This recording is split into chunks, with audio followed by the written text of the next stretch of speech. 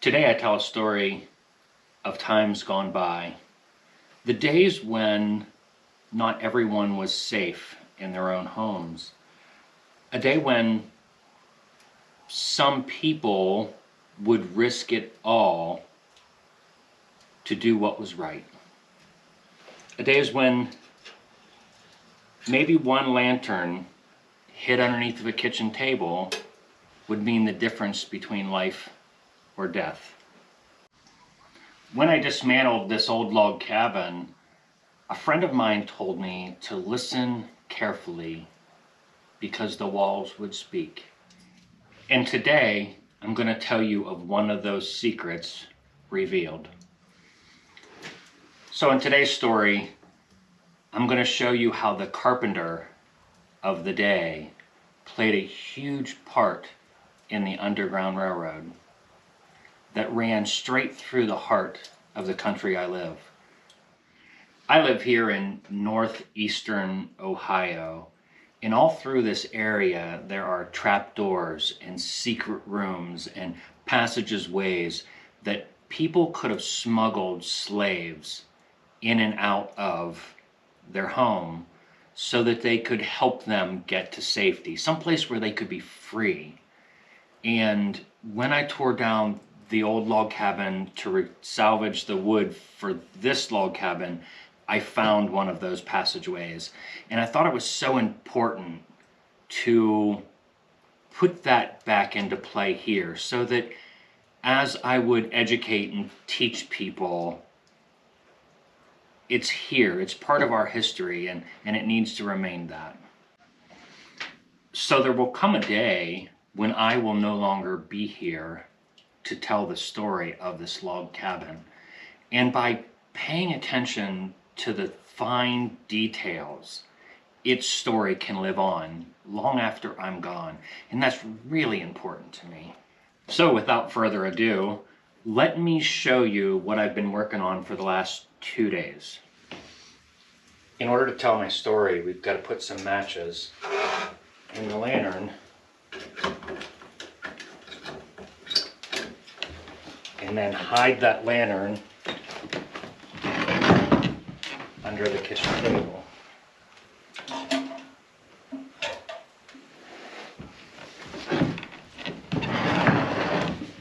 See, in a minute's notice, someone might have had to run. And the safest place for them to be in a second's notice is under the kitchen table. Because under the kitchen table, it would be so hard for someone to see them. And it's at that point they could slide through that secret door, into that secret passageway, into the darkness. That lantern will play a key part, because when they get in the dark, they could light their way. So let me just show you what I've done here.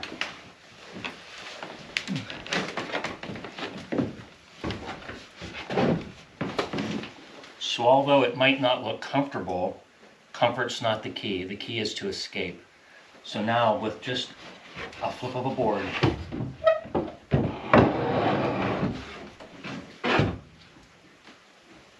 they could slide down into the passageway, grab the lantern as they go.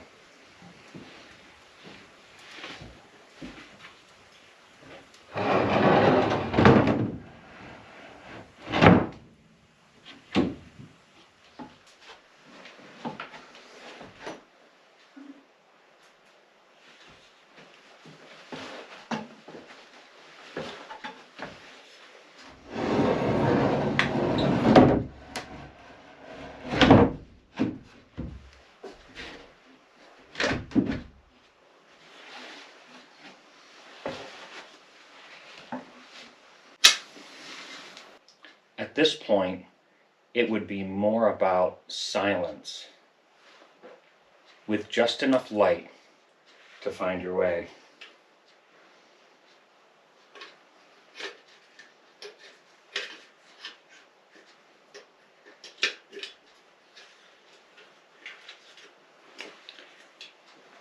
And off they would have to sneak into the dark.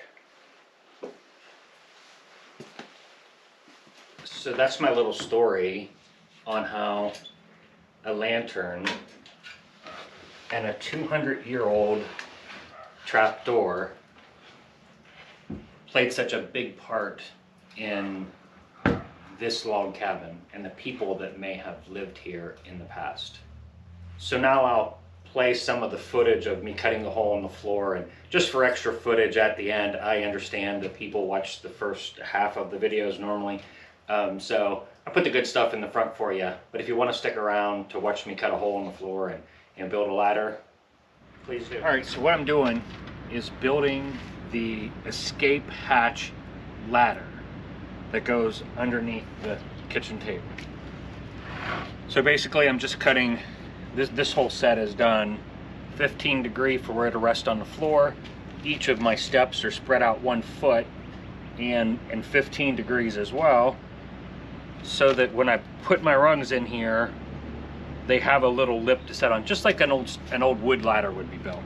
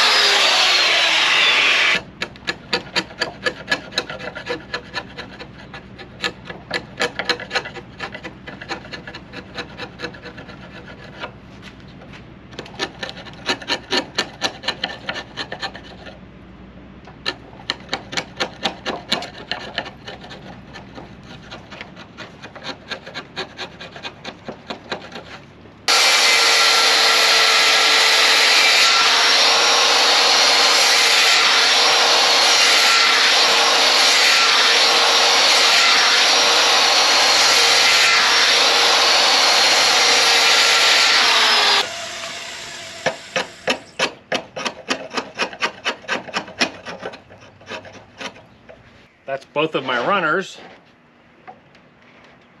Now I just need to determine how much room I want in there for an escape ladder. That's all this is. This will hopefully never get used, but I do want it there just for the authenticity. So my guess is probably 16 inch. That'll probably give me a nice,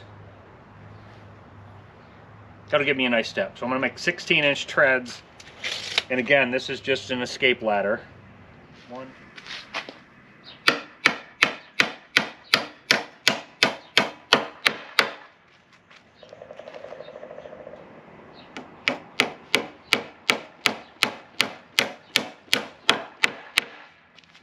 I'm getting the ladder put together now, and yes, I'm just using nails.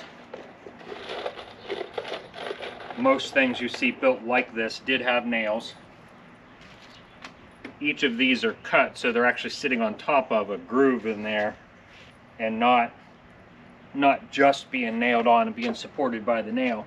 Driving pretty easy because this is the tree I just milled 3 days ago, something like that, and it's still green. Yes, it's going to shrink over time, but everything should shrink pretty consistently, and it should all stay nailed together good. So I'm not concerned with it. In the days that this cabin was built, pretty much everything was built green. You weren't sending your wood to the kiln dryer. If it warped or bowed a little bit or something like that, strange like that happened, you would have just dealt with it after it happened.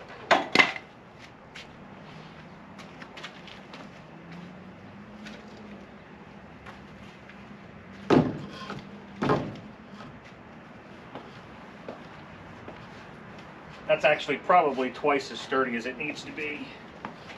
It'll be perfect for going in and out of the basement.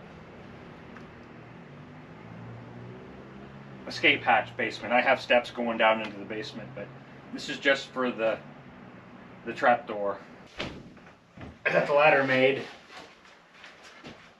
and I'm going to slide it down through here and then go down to the basement and try to figure out how to get it attached down there.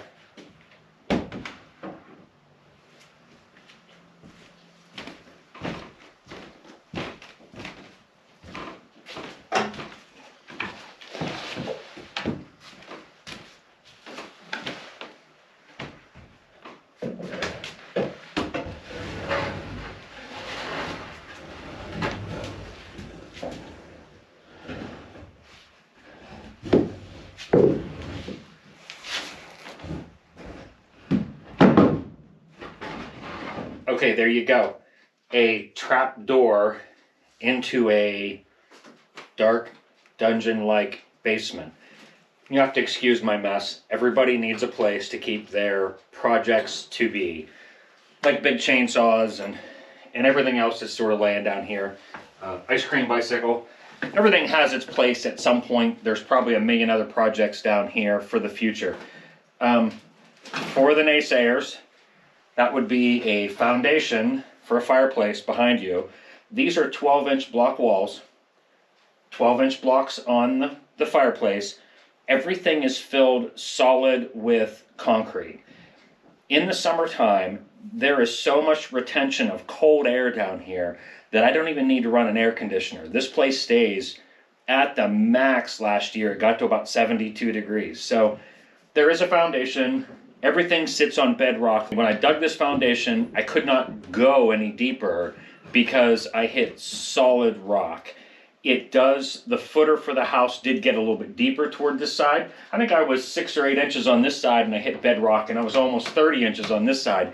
But the key is I dug down to the solid bedrock. This place is not going anywhere, including the fireplace. It does have the fireplace there, which is holding most of the weight, and then this is my hearth extension, which you can see is solid concrete, and I even removed the board that was underneath of it that held the concrete when I poured the concrete. I've been a chimney sweep all of my life, and it is one of the spots, and everybody was right by making those comments, but trust me, I did everything I could to keep this safe. And I even put an I-beam through here and off to both sides, so that, because at the time I wasn't sure what I would do on the sides to support the weight of like stone running over to the side or whatever. So I did everything I could to ensure that chimney and fireplace was safe.